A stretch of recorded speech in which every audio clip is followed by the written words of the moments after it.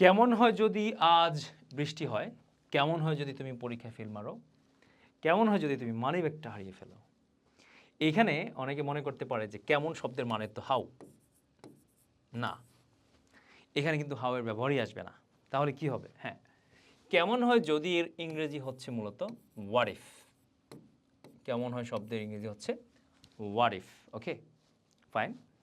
এবার আজ বৃষ্টি হয় ইংরেজিটা কি হবে? এটা আমরা লিখে দিলেই বাস বাক্যটা হয়ে গেল। খুবই ইজি, তাই না? তাহলে আজ বৃষ্টি হয়, আমরা জানি it rains. It rains today. Okay, তাহলে কেমন হয় যদি আজ বৃষ্টি হয়? এই কেমন হয় যদি আমরা তখনই ব্যবহার করি যখন কোনো আমরা অনাকাঙ্ক্ষিত বিষয় সম্পর্কে প্রশ্ন করি, যে এটা আমি এক্সপেক্ট করতেছি না, কিন্তু যদি এটা হয় তাহলে কেমন হয়। এই যে এটা এই ধরনের পরিস্থিতি সম্পর্কে প্রশ্ন করার জন্য আমরা হোয়াট ইফটাকে ব্যবহার করে থাকি। ওকে, ফাইন। আর এখানে ভার্ব এস ইএস কেন হয়েছে আমরা সবাই জানি, এক বচনের সাথে ভার্বের সাথে এস বাই এস যুক্ত করতে হয়, আই ছাড়া ইউ ছাড়া, তাই না? ওকে, ফাইন।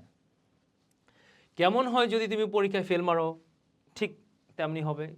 আমরা লিখি তাহলে প্রথমে কি লিখবো? আমরা প্রথমে লিখে ফেলবো কেমন হয় যদি। লিখি তাহলে আমরা হোয়াট ইফ। কেমন হয় যদি তুমি, আমরা লিখে ফেলি তুমি, ইউ। পরীক্ষায় ফেল মারা ইংরেজি কি আমরা জানি? Fail, right? What if you fail in the exam, right? In the exam, এই তো হয়ে গেল। তাহলে কেমন হয় যদি তুমি পরীক্ষায় ফেল মারো? কেমন হয় যদি তুমি মানিব্যাগটা হারিয়ে ফেলো? এটা কি হবে? জি, আমরা প্রথমে কি লিখব? কেমন হয় যদি হোয়াট ইফ। কেমন হয় যদি তুমি, কি আনবো আমরা?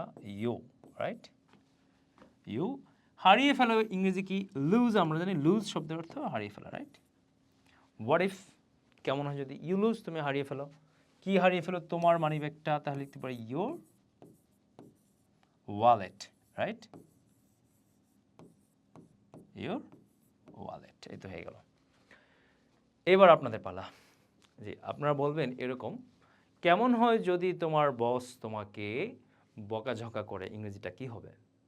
ওকে, কেমন হয় যদি তোমার মা আজ ভাত রান্না না করে? ইংরেজি কি হবে?